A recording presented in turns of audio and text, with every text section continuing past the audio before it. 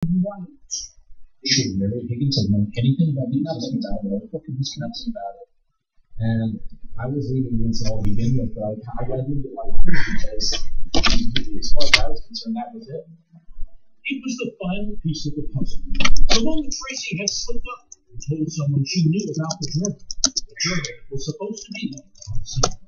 The investigator and prosecutors wondered if they had enough for a arrest, and they worried what would happen if they didn't move soon, because Tracy, it turned out, had gotten in trouble with the authorities in Nebraska.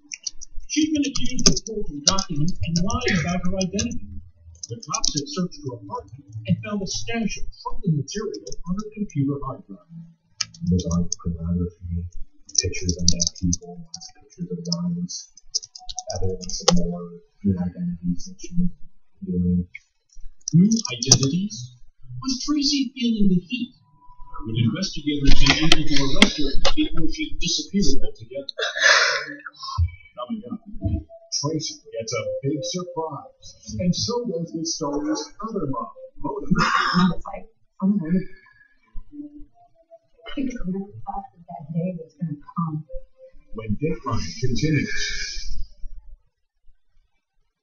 The 2012 London Olympics, beginning July 27th on the networks of NBC Universal. Tonight on the KCRA Green. It's very scary. An area neighborhood banding together to get rid of a dangerous dog. The actions they're taking. Today is police on the lookout for a keeper who is exposing himself. How many times they say he's done this in the past couple of months and who he is targeting? Oh, you're right. I love the feature. Swinging drinks at the same bar for 50 years. The change he's seen in what's made his career last so long. The KCRA Green 19. Tonight at 11. What? There's lettuce in here. Technically, this is a Sapphire. Technically. Baby back ribs are back in Hometown Buffet. Come in for our party's savory baby backs, plus all your dinner favorites for just $10.99.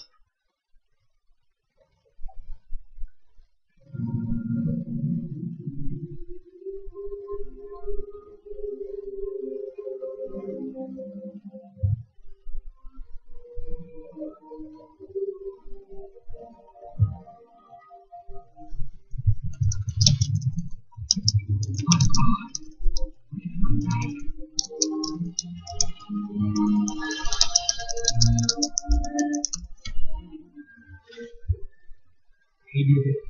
He finally fucking did it. Frank, you are one stubborn son of a bitch.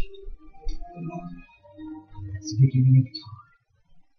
A human being has ever seen this. Okay. Thank you. Some cheers. Damn.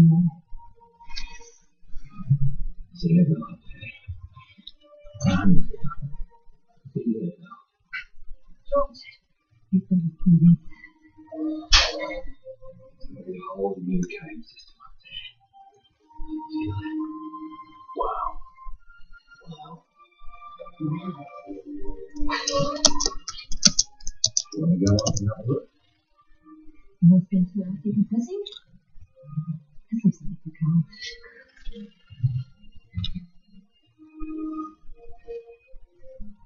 First, you're working. You have a really good nice hot cup of tea ready for when you get back.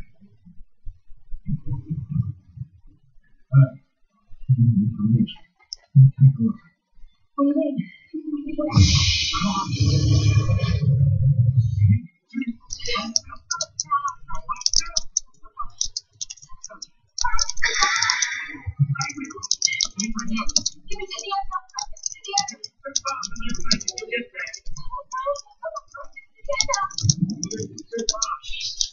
She's not on my house.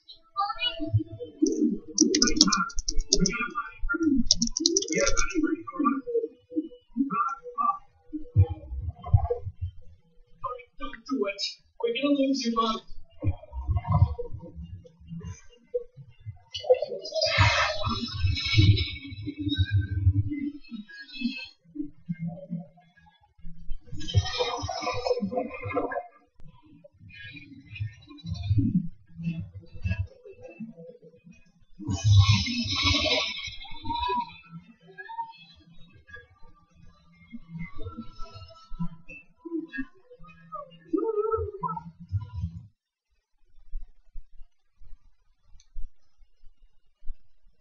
Set him down on his home in the next day or two. And he did go. The prosecutor showed the jury a photo of Dustin's car parked in plain view outside the Roberts home. He was going to commit a burglary. It made no sense that he would park his car in the driveway. Once inside the house, the prosecution argued, Dustin had taken down the dictation for the jury. Investigators found a black rollerball pen sticking out of Dustin's back pocket, the same type of pen used to make the jury. Makes no sense why Dustin would go in and commit a home invasion with a black rollerball pen in his pocket. It made more sense that Pink Spiral notebook was done that day. The pink journal, written in Dustin's chicken scratch, that stated Tracy's first husband, Dr. John Pittman, had hired him to kill Tracy. The prosecution decided to clear that up for the jury once and for all. Did you ever ask Dustin Weedy to set up a plan to kill T.R. Tracy Richter or your son Bert?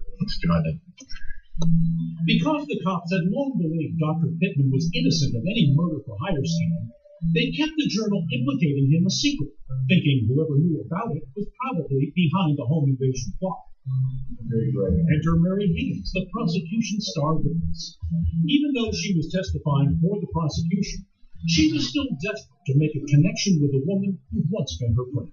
The whole time I was standing, I wanted to look at Tracy. I wanted to see her eyes. I wanted to see if the Tracy I knew was still in there. She told the jury about the moment Tracy had mentioned to her the journal. She said that in the car, next to the computer, was a pink spiral notebook. Did she say anything about the pink spiral notebook would prove anything? It would prove that John Pittman did this. So there was the foundation of the prosecution's case. The motive, slime the ex-husband with that pink journal to keep custody of Bert.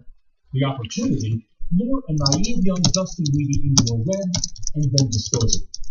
Now the prosecution was going to take the jury back 10 years to that Woodbury house and show them how Tracy had done it. First, they had to clear up what the physical evidence didn't show. Tracy's story of a home invasion did not match the crime scene.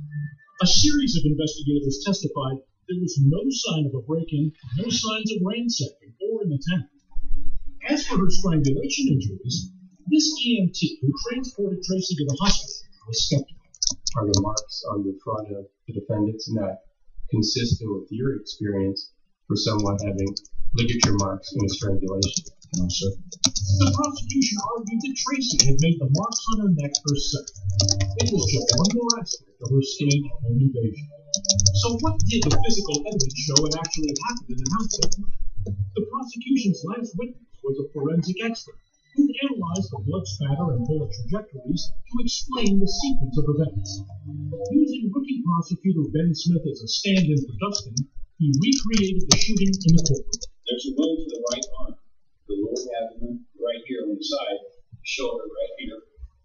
Just as she told investigators, Tracy had indeed started firing from beside the bed to testify. But then she tracked Dustin as he tried to turn away.